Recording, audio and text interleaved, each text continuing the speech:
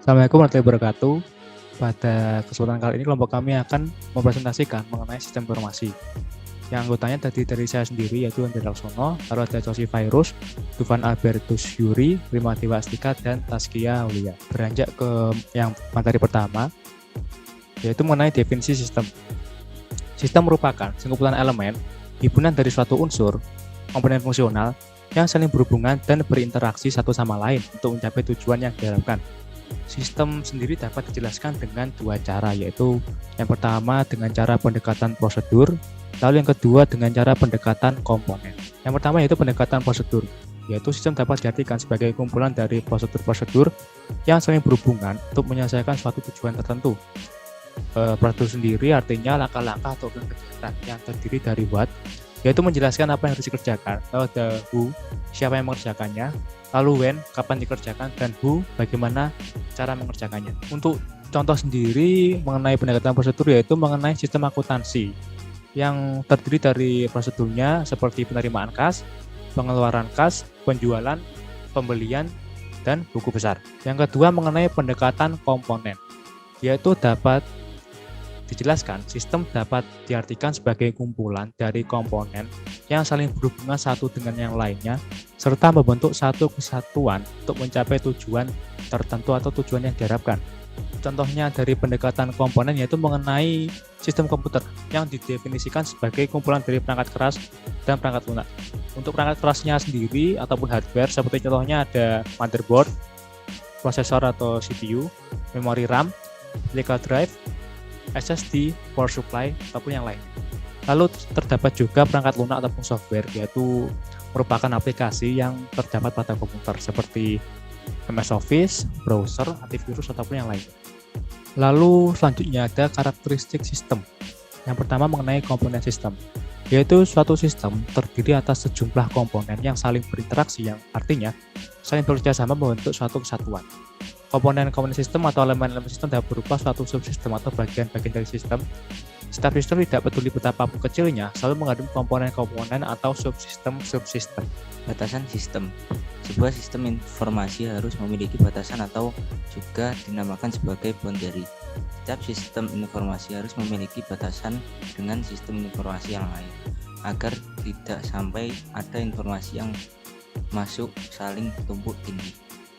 Dengan adanya batasan ini, membuat suatu sistem informasi memiliki lingkungannya tersendiri.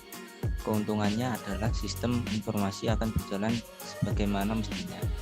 Tidak akan ada informasi yang tertukar atau tidak sesuai dengan ruang lingkup sistem tersebut. Lingkungan luar sistem. Karakteristik sistem informasi yang ketiga adalah ia memiliki lingkungan yang berasal dari luar sistem. Karakteristik yang ketiga ini juga dinamakan environment. Environment adalah semua sistem dan lingkungannya lokasinya berada di luar boundary atau batasan. Berikut ialah contoh lingkungan luar sistem. Terdapat pada mapping di gambar.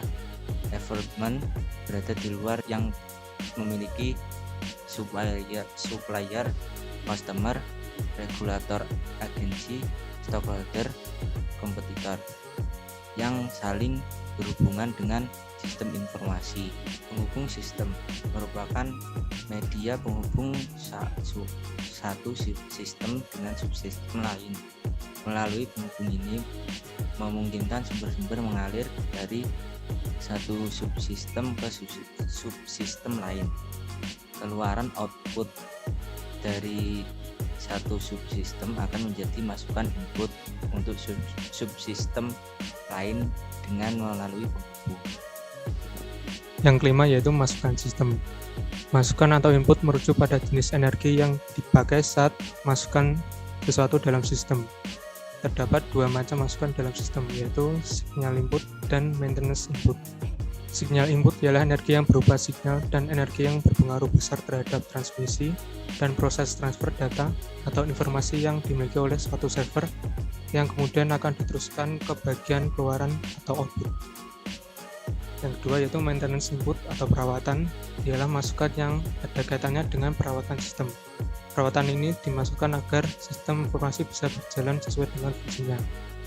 Berikut adalah contoh gambar proses sistem. Ada masukan sistem masuk pada tahap pertama sebelum kelola sistem dan keluar sistem. Contoh dari masukan sistem ialah melakukan input pembelian barang di Shopee seperti menginput barang, jumlah barang, menginput alamat, menginput nama penerima, dan lain-lain. Yang keenam yaitu keluaran sistem. Keluaran atau output ini merujuk pada hasil atau keluaran energi yang diteruskan dari masukan atau input. Hasil yang dimaksud dapat berupa informasi atau data yang muncul di layar dan fungsinya ialah untuk mempermudah pengguna atau user melihat informasi tersebut. Nantinya informasi ini bisa digunakan baik untuk dirinya sendiri maupun kelompok. Berikut adalah contoh gambar proses sistem. Pada keluar sistem masuk tahap yang ketiga sesudah masukan sistem dan kelola sistem. Contoh dari keluaran sistem yaitu menampilkan output berupa faktur pada aplikasi Shopee setelah melakukan pembelian. Yang ketujuh yaitu pengolah sistem. Karakteristik sistem informasi yang lainnya ialah mempunyai pengolah atau pemrosesan data. Ini adalah bagian sistem informasi yang mempunyai tugas utama berupa memproses masukan atau input sehingga menjadi keluaran atau output. Dengan kata lain, pengolah atau pemrosesan data akan memproses data atau informasi secara menyeluruh untuk kemudian mentransmisikan hasil proses tersebut menuju output sehingga bisa diakses oleh pengguna atau pihak-pihak yang berkepentingan. Berikut adalah contoh gambar proses sistem. Kelola sistem masuk pada tahap yang kedua sesudah masuk sistem dan sebelum keluar sistem. Contoh dari pengolahan sistem yaitu sistem pembelian Shopee. Sistem akan mengolah data transaksi pembelian yang dibutuhkan, kemudian akan ditampilkan pada user yang melakukan pembelian. Yang selanjutnya yaitu adalah sasaran sistem. Yang pertama yaitu satu sistem pasti mempunyai tujuan atau sasaran. Apabila satu sistem tidak mempunyai sasaran, maka operasi sistem tidak akan ada gunanya. Yang kedua, goal suatu tujuan. Biasanya dihubungkan dalam ruang lingkup yang lebih luas. Dan yang ketiga, sasaran atau objektif. Biasanya dihubungkan dalam bentuk ruang lingkup yang lebih sempit. Contoh, apabila sistem merupakan suatu sistem utama, seperti misalnya sistem bisnis, maka istilah goal lebih tepat diterapkan. Dan untuk sistem akuntansi atau sistem-sistem yang lain merupakan bagian dari sistem bisnis, maka istilah objektif lebih tepat untuk digunakan. Selanjutnya yaitu adalah siklus informasi. Yang pertama ada basis data. Di dalam siklus informasi terdapat 7 tahapan, yaitu yang pertama, basis data digunakan untuk bentuk yang masih mentah, yang belum dapat bercerita banyak, sehingga perlu diolah lebih lanjut. Sebagai contoh, data pribadi mahasiswa, data nilai siswa, data kuesioner, dan data guru. Yang kedua ada input. Berikutnya yaitu untuk data-data yang ada diinputkan untuk segera ditindaklanjuti dalam proses pengolahan. Yang ketiga ada proses. Data-data yang telah diinputkan dan menggunakan suatu proses tertentu, contohnya nilai mahasiswa yang dihasilkan berupa nilai angka. Supaya lebih tepat, maka diolah dengan model perhitungan dengan range untuk mendapatkan nilai grade. Pada proses ini data-data tersebut disimpan ke dalam database dan dapat diambil kembali untuk melakukan suatu proses. Dan yang keempat ada output, yaitu data-data yang telah diproses dengan model tertentu selanjutnya menghasilkan informasi. Dan yang kelima ada penerima. Penerima di sini akan menerima informasi tersebut, dan dalam hal ini penerima merupakan orang yang berkepentingan dalam informasi tersebut. Dan yang keenam ada keputusan dan tindakan. Penerima yang telah menerima informasi tersebut selanjutnya membuat suatu keputusan dan melakukan suatu tindakan. Dan yang ketujuh ada hasil tindakan, yaitu penerima yang telah membuat suatu keputusan dan melakukan suatu tindakan, maka menghasilkan suatu tindakan yang akan membuat sejumlah data lagi.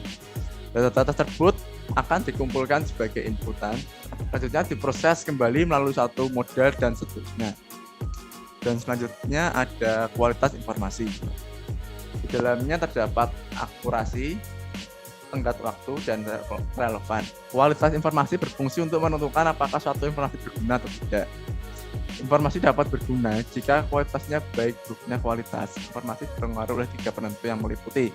Yang pertama yaitu informasi harus tepat dan akurat, yang dimana informasi yang didapat harus tepat berdasarkan objek yang dibahas. Dan yang kedua ada waktu penyajian dan harus tepat waktu. di mana informasi yang disampaikan saat informasi tersebut diperlukan dalam pengambilan keputusan biasanya saat paling baik adalah saat dilakukan analisis. Dan yang ketiga adalah bentuk penyajian yang harus relevan, yang dimana isi dari informasi harus sesuai dengan antara informasi dengan masalah yang akan dipecahkan berdasarkan informasi tersebut. Berikutnya yaitu adalah definisi informasi mengenai nilai informasi. Nah, fungsi informasi yang dibutuhkan untuk pengambilan keputusan terkadang diperlukan dengan proses yang cepat dan tidak terduga. Hal itu mengakibatkan penggunaan informasi hanya berdasarkan perkiraan-perkiraan serta informasi yang apa adanya. Dengan perlakukan seperti ini, mengakibatkan keputusan yang diambil tidak sesuai dengan yang diharapkan. Oleh karena itu, untuk memperbaiki keputusan yang telah diambil, maka pencarian informasi yang tepat perlu dilakukan. Suatu informasi memiliki nilai karena informasi tersebut dapat menjadikan keputusan yang baik serta menguntungkan memiliki nilai informasi yang tepat. Yaitu sistem informasi, yaitu suatu sistem di dalam organisasi yang mempertemukan fungsi-fungsi secara formal untuk melakukan aktivitas-aktivitas, yaitu ada pengolahan data transmisi operasional dan ada menghasilkan informasi untuk kepentingan internal organisasi dan eksternal organisasi. Untuk berikutnya yaitu ada komponen sistem informasi. Nah, bisa kita lihat di sini ada gambar yang menunjukkan komponen sistem informasinya, yaitu ada people, networking, communication, information, data, hardware, teknologi, dan software. Nah, untuk yang pertama kita berbicara tentang perangkat keras atau hardware. Nah, tanpa adanya perangkat keras, kemungkinan sistem informasi tidak akan berjalan dengan lancar. Nah, hardware yang dimaksud di sini adalah komputer yang seiring berkembangnya zaman bisa berbentuk smartphone, tablet, iPad, bahkan laptop. Dengan adanya hardware ini, pengumpulan serta penyebaran informasi akan semakin kuat dan cepat. Lalu ada software atau perangkat lunak. Nah, perangkat lunak tersendiri dibagi menjadi dua, yaitu sistem software dan aplikasi software. Untuk perangkat lunak sistem merupakan operasi yang mendukung perangkat keras menjadi perangkat yang berguna. Nah, sedangkan untuk perangkat lunak aplikasi yaitu merupakan sistem operasi yang biasanya kita jumpai di smartphone. Contohnya seperti email, Excel, dan lain-lain. Dengan adanya aplikasi, mungkin kita dapat mempermudah tukar informasi. Selanjutnya ada telekomunikasi yang digunakan untuk menghubungkan perangkat portable. Istilah sederhananya bisa dikatakan jaringan nirkabel yang menghubungkan laptop atau smartphone untuk mengumpulkan atau menggali informasi alias sinyal. Tanpa adanya ini membuat pekerjaan manusia jadi terhambat. Nah, pastinya kita juga membutuhkan jaringan ya untuk mempermudah kita memperoleh sistem informasi. Selanjutnya ada basis data, database atau gudang data. Semua informasi yang kita kumpulkan akan disimpan dalam database. Contohnya yaitu adalah kumpulan data dari pelanggan yang telah melakukan pembelian kartu kredit, alamat pelanggan, email, dan lain-lain. Nah, kumpulan data yang tersimpan di gudang data atau database ini dapat digunakan untuk pengembangan bisnis selanjutnya. Bisa untuk promosi, bahkan untuk mencari pelanggan atau potensial masa mendatang.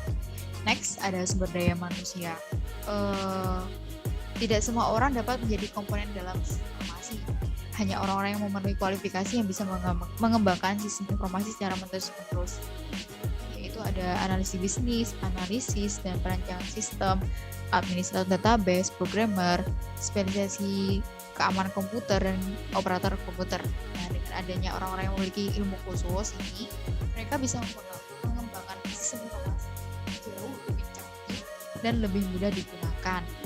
Dan tidak hanya itu, mereka juga berjasa untuk memperbaiki sistem yang error atau membuat sistem yang lebih baru.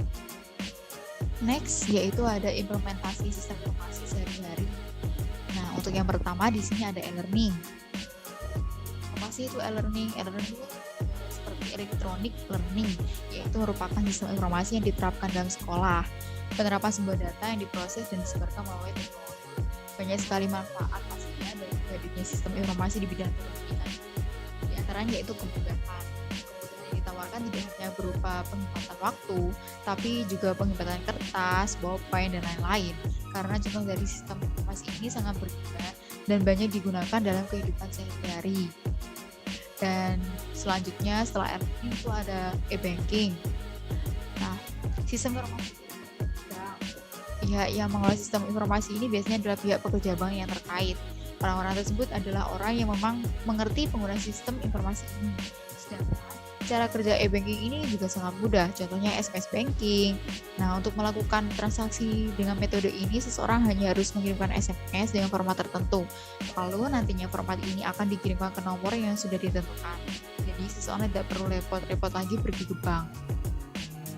Lanjut, ada e-commerce. E-commerce atau Shopee, seperti itu. Nah, contoh penerapan informasi ini dalam e-commerce ini merupakan perdagangan online. Nah, itu salah satu contoh yang paling banyak diterapkan dan dirasakan oleh masyarakat dalam kehidupan sehari-hari. Banyak layanan e-commerce yang tersebar di masyarakat Indonesia pada masa sekarang. Perdagangan online ini, cara kerjanya juga mempermudah proses perdagangan yang ada. Metode kerjanya pun mudah di mana seorang hanya perlu memasukkan pencarian barang yang diinginkan atau yang ingin mereka pilih beli. Nanti komponen sistem informasi berupa output akan muncul yakni barang yang dibeli tadi. Untuk yang contoh selanjutnya yaitu ada e-booking atau Traveloka. Nah, sistem informasi dalam melakukan pemesanan secara online, pemesanan yang dapat dilakukan melalui online ini beragam, bisa berupa tiket, transportasi, tiket konser, dan hotel. Selain hal-hal ini, masih banyak lagi hal lainnya yang dapat dipesan melalui online, bisa berupa website atau aplikasi. Cara kerjanya pun sangat mudah. Seorang hanya perlu memilih hal apa yang ingin dia pesan secara online. Nantinya seorang tersebut akan mendapatkan bukti berupa pemesanan yang berhasil dilakukan. Setelah bukti tersebut didapatkan, orang tersebut bisa langsung menukar tiket yang ada. Nah, ini tadi adalah 4 contoh implementasi sistem informasi. Sekian dari kelompok kami. Apabila ada salah kata atau kata-kata yang kurang berkenan, mohon maaf. Wassalamualaikum warahmatullahi wabarakatuh.